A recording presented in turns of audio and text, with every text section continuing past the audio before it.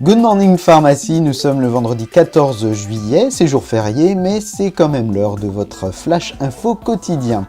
Les patients doivent désormais présenter une prescription médicale pour avoir une spécialité de codéine, de dextrométhorphane, d'éthylmorphine et de noscapine. Les doses d'exonération dont bénéficiaient ces spécialités ont été supprimées et la vente de ces médicaments sur internet est interdite.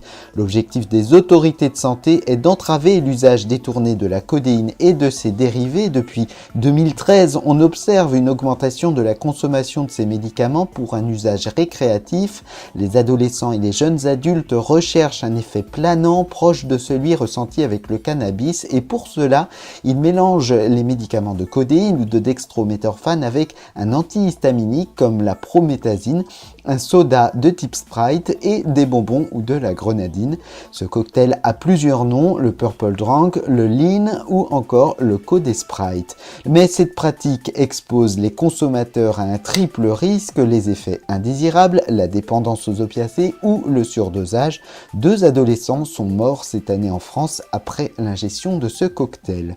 À l'officine, cette décision conduit à s'interroger sur l'accompagnement des personnes qui consomment quotidiennement de la codéine mais qui ne se considèrent pas comme des toxicomanes. C'est le fameux client néocodion. Cette nouvelle réglementation sera peut-être un levier pour convaincre ses clients de consulter un médecin ou de s'orienter vers un centre adapté aux usages de drogue.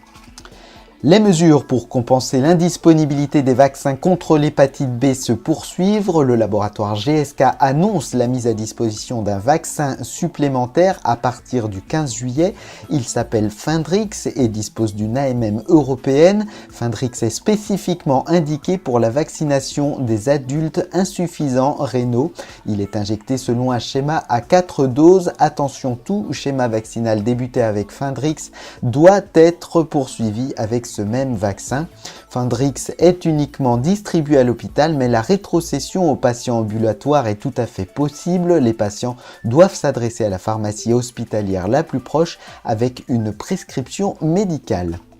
C'est la fin de cette édition, profitez bien de ce long week-end et du beau temps qui est annoncé. Je vous retrouve mardi matin pour une nouvelle émission.